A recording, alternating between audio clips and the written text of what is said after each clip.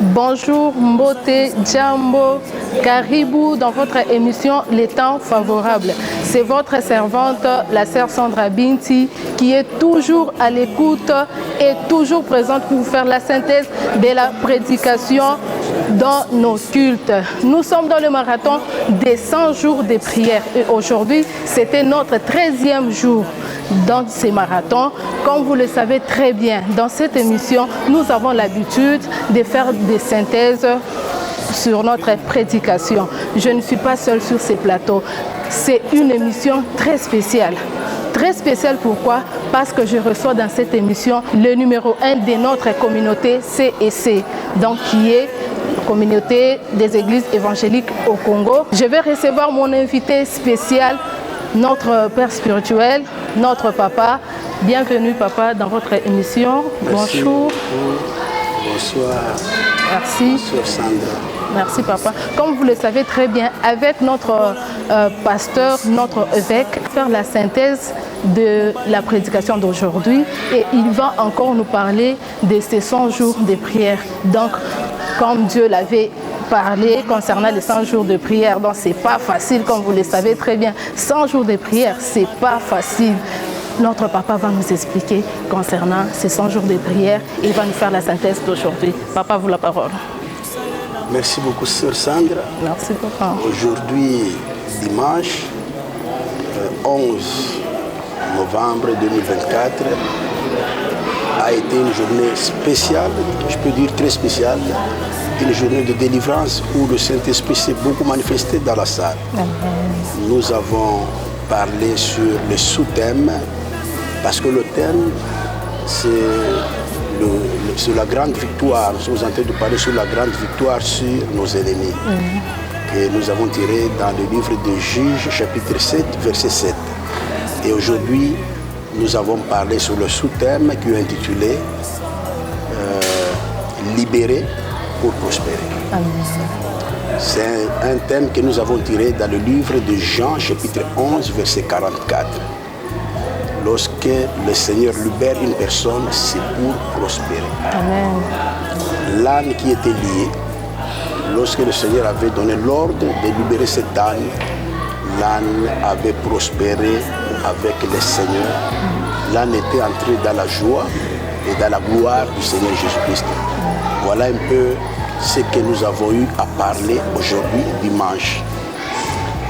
Et dans ce thème-là, nous avons parlé surtout sur 3 ordres du Seigneur Jésus-Christ. Lorsque Lazare était souffrant, Jésus-Christ était informé. Lazare était l'ami de Jésus. Il n'était pas n'importe qui. C'était un ami de Jésus qui était décédé, qui était d'abord malade. Son ami informait Jésus-Christ. Jésus n'avait pas réagi. Jusqu'à ce que Lazare était mort, on l'a même enterré. Jésus est informé. Ici, j'aimerais dire à toute personne, je ne peux pas dire que quand on fait la prière, on n'a pas directement la réponse, que le Seigneur n'entend pas nos prières. Non. Le Seigneur nous entend toujours. Il entend nos prières, mais il attend le moment favorable. Amen. Il attend l'occasion, la bonne occasion pour agir. Jésus-Christ savait que dans la ville où était Lazare, il y avait ses ennemis, il y avait les gens qui ne croyaient pas en lui en tant que fils de Dieu. Mais il cherchait une occasion favorable pour manifester la gloire de son Dieu créateur, de son Père, pour que tout le monde sache que c'est le Fils de Dieu envoyé. Voilà pourquoi il a attendu la mort de Lazare 4 jours après pour venir faire son exploit pour que tout le monde puisse croire en lui. Alors, et de là, Lazare était mort, enterré par les gens. Ils l'ont enterré, ils ont même scellé avec une pierre à l'entrée de sa tombe pour dire que c'était fini. Les gens avaient oublié que la personne qui avait la décision finale sur la vie de Lazare, c'était Jésus-Christ.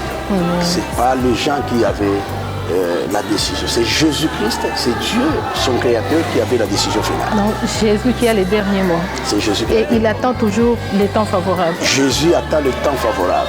Même pour toi, sœur Sandra, Jésus a le dernier mot. Amen. Les gens peuvent dire, ils peuvent parler, c'est fini, mais si Jésus n'a pas encore dit son dernier mot, rien ne peut arriver. Et il attend toujours le temps favorable. Amen. Comme cette émission, les temps favorables.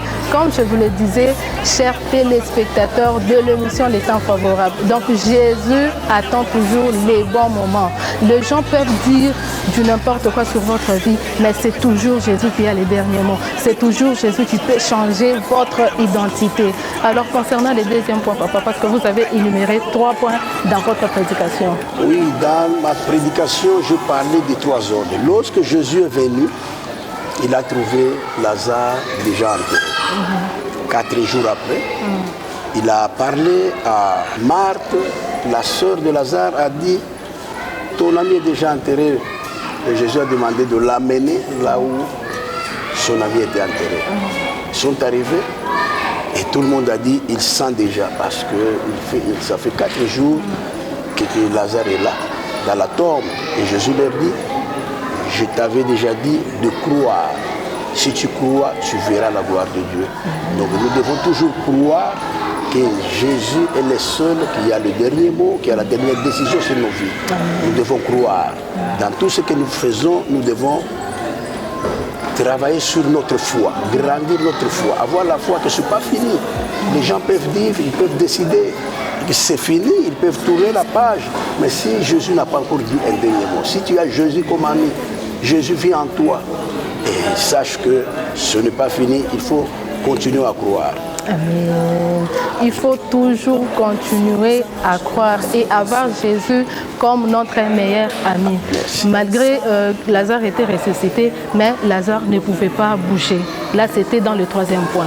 Oui, je n'ai pas encore cité les 3 ordres de Jésus-Christ. Lorsqu'il est arrivé, Jésus a donné 3 ordres.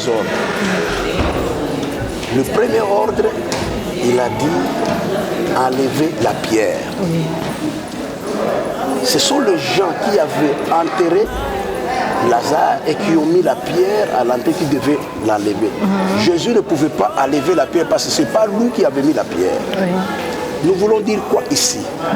Il y a 2 gens qui ont des pierres devant leur destinée, devant leur chemin de la vie. Ces pierres-là doivent être enlevées sur l'ordre de Jésus. Amen. C'est-à-dire quoi? Si c'est toi-même qui avais mis la pierre dans ta vie, dans ton chemin, tu dois la lever toi-même. La pierre, c'est quoi?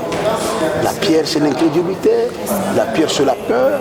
Et là, ça peut être ta soeur, ta cousine, ton père, ta mère. Une personne animée de mauvaise foi qui avait mis une pierre sur ton chemin. Cette pierre-là doit être enlevée pour que tu puisses sortir de là où tu es. Amen. C'était le premier point. Et le deuxième point, lorsque la pierre a été enlevée, le deuxième point, Jésus-Christ a donné l'ordre. D'une forte voix, il dit, Lazare sort. Jésus qui est la source de la vie. À travers cette parole, il a communiqué la vie à Lazare et Lazare était ressuscité. C'est-à-dire, lorsque Jésus part dans une vie, lorsqu'il entre dans une vie, la première des choses qu'il fait, il communique la vie. Amen. Amen. Tout ce qui était mort reçoit la vie. Et c'est comme ça que Lazare aussi a reçu la vie. Il est ressuscité. Il est sorti, il s'est levé, il était en vie. Et sa famille était contente. Le Marthe, le mari, tout le monde était content que Lazare était ressuscité. Mais une chose, que là, Lazare est ressuscité devant sa tombe. Mais il ne savait pas avancer. Il ne savait pas se déplacer. Pourquoi? Parce qu'il était encore lié. Ses jambes étaient liées. Ses mains étaient liées. Son visage était bandé. Il ne pouvait pas voir. Il ne pouvait pas bouger sur pied, mais il était resté là, debout. C'est la même chose aujourd'hui avec beaucoup de fidèles. Ils ont crié, ils ont écouté la parole de Dieu, ils ont crié, ils ont de promesses, ils ont enlevé la peur, ils ont enlevé l'incrédulité. Mais ils restent jusqu'aujourd'hui debout devant leur tombe. Ils ne savent pas avancer. Pourquoi? Parce qu'ils sont liés. Il y a ceux-là qui sont liés par des liens de célibat, des liens de pauvreté, les liens de stérilité. Des fois, ce sont les liens de maladie qui ne font pas avancer les enfants de Dieu. Alors, la personne est là, elle a cru, elle a accepté Jésus, elle parle la langue, elle prophétise, elle fait tout, mais ça mais la personne ne sait pas avancer. La personne ne sait pas avancer parce qu'elle est liée. Voilà pourquoi Jésus a donné le troisième ordre de lier Lazare et de laisser aller. C'est très profond, papa. En tout cas, nous avons reçu ce message avec foi, comme vous venez de le dire tout à l'heure. Il faut avoir la foi. Maintenant, papa, concernant le marathon des 100 jours, nous voulons savoir, c'était comment Dieu vous a révélé concernant ce marathon des 100 jours. Parlez-nous d'abord en profondeur concernant ce marathon des 100 jours. Ça peut édifier quelqu'un à travers cette émission. Oui, c'est une révélation de Dieu parce qu'il y a de grandes choses que le Seigneur veut faire dans la vie de ses enfants. Je peux dire que c'est le kairos, c'est le temps favorable pour notre vie, où Dieu veut agir dans la vie de beaucoup de gens. Il veut délivrer son peuple, il veut bénir son peuple. Voilà pourquoi il nous a recommandé de faire ces 100 jours de prière avec beaucoup de sacrifices.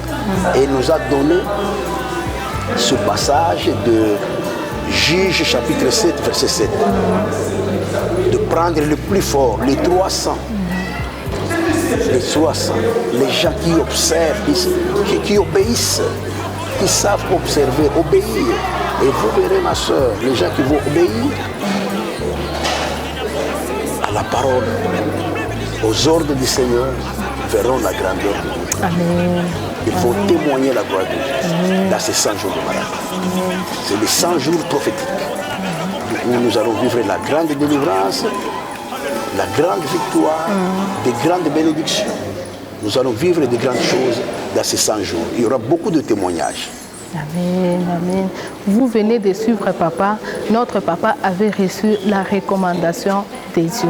Alors, il a commencé tout d'abord par obéir. Il n'a pas su vraiment compter concernant le nombre de jours.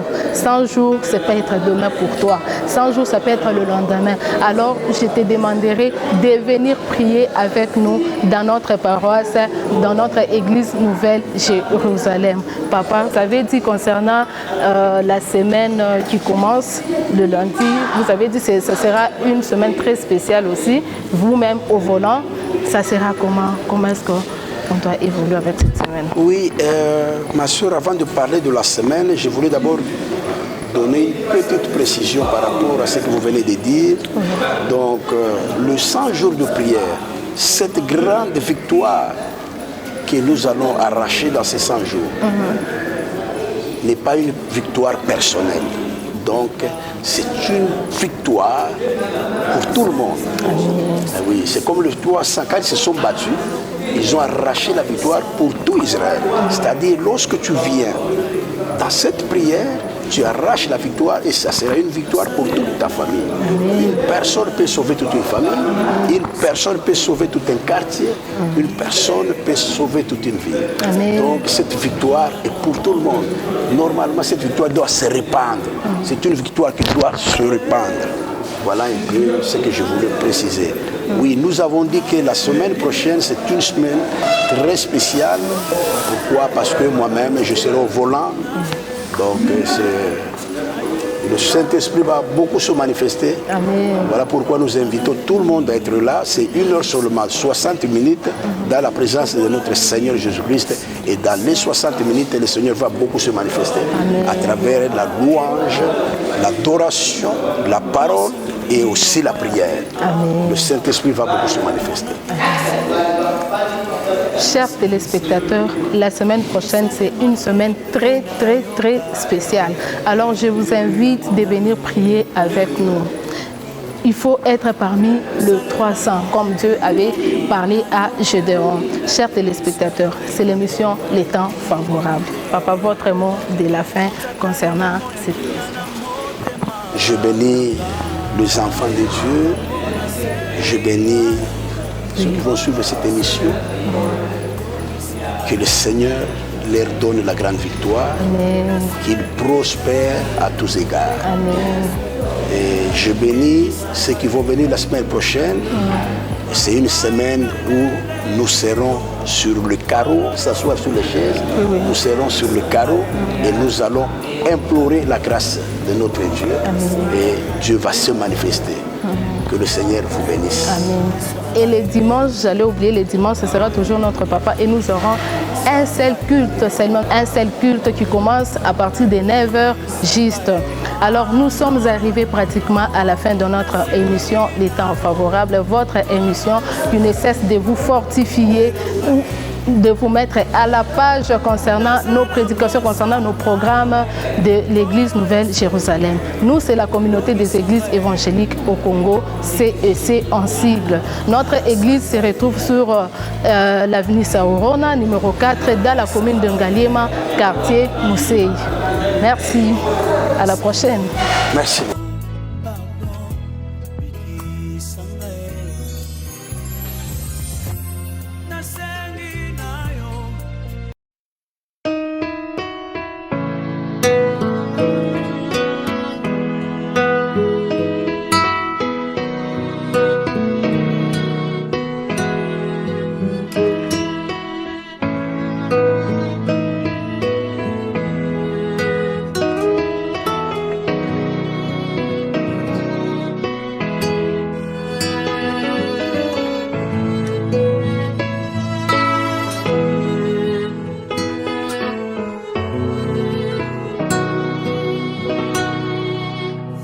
Ozali nzambe, nzambe ya tango. Ozali nzambe, nzambe makoki. Eloko nini olembana nangwe. Uta mokili ebanda. Alikambo nyonso ozanga jamais solution. Eloko nini oloba esalema te. Yango na epa na yo nkolo. Osalelanga bikamwa na yo. Soki pe ngongango ekoki te. Otata elembo ya kimia na motema na ngai yawe. Naye, naye, naye. Kolo naye, naye, naye.